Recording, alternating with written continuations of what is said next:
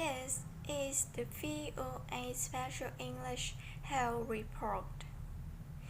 The International Red Cross movement grew out of a major battle in the unification of Italy.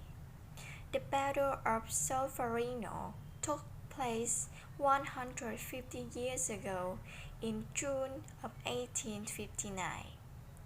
Volunteers from Red Cross and Red Crescent societies around the world gathered in Solferino to mark the anniversary. About 8,000 people marched in a chocolate event called the Via Colanda. They followed in the footsteps of those who took injured soldiers from Solferino to the nearest village, Castiglione.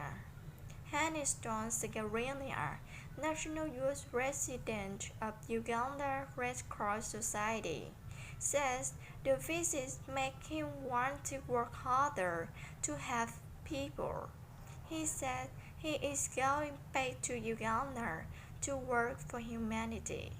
He said when young people come together, they have the possibility of doing whatever it takes to make the world a better place.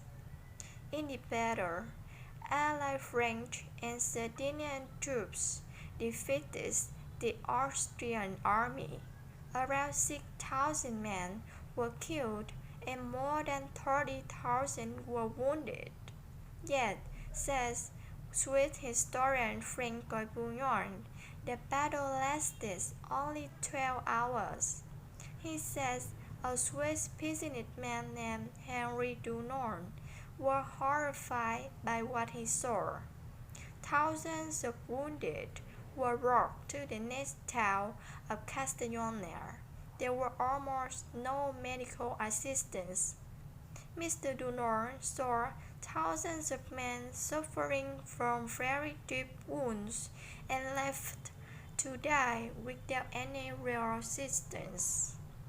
Mr. Bouillon says Henry Dunant quickly took action.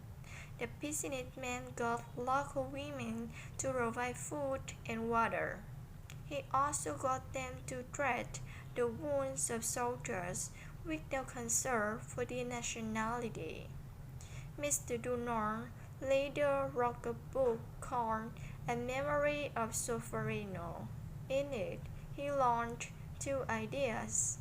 One was the idea of voluntary relief societies to provide assistance to the wounded or other people. This led to the Red Cross and Red Crescent movement. The second idea was a treaty protecting the wounded and medical personnel on the field of battle. This explains historian Frank Bouillon in the origins of Geneva Conventions. Stephen Cryans is the communications officer for youth and volunteers at the International Federation of Red Cross and Red Crescent Societies. He says it is important to get young people involved in volunteer work at an early age. He says young people need to be given the chance to feel like they are making difference in the world. And that's the VOA Special English Health Report.